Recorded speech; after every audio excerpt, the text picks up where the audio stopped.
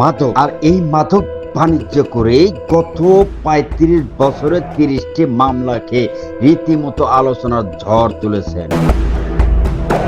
জানা যায় ৫৫ বছর বয়সে এবং ১৮ বছর বয়স থেকে মাদক সেবন করতেন এই মানিক। পরে ২০ বছর বয়স থেকে নিজেকে মাদক বাণিজ্য শুরু করেন। এবার আসেন তার বিবরণ তুলে ধরা যাক। তার নাম মানিক ওরফে মানিক সম্রাট। নিজেকে মানিক সম্রাট নামেই কুমিল্লা ব্রাহ্মণপাড়া উপজেলা ও বুড়িচং উপজেলা পরিচিত লাভ করেন।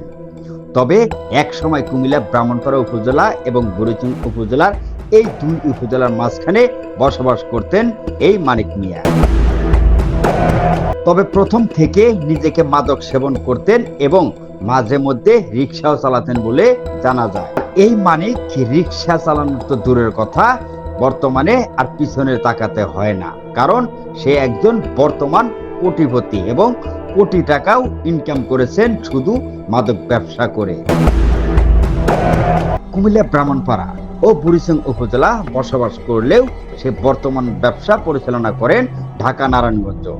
একাধিক সূত্রে জানা যায় তার নারায়ণগঞ্জ থেকে শুরু করে কুমিল্লা কোতোয়ালি থানা, বুড়িচং থানা এবং ব্রাহ্মণপাড়া থানা সহ এই মানিকের নামে একাধিক মামলাও রয়েছে।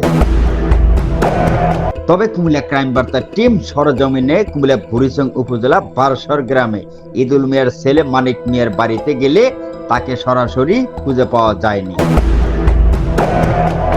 স্থানীয়দের অভিযোগ, কুমিল্লা ও ব্রাহ্মণপাড়া উপজেলার এই মানিক সম্রাট মানিক মিয়ার একাধিকবার মাদক সহ আটক করলেও ফের জামিনে বাইরে হয়ে আবারও শুরু করেন এই ধরনের মাদক ব্যবসা।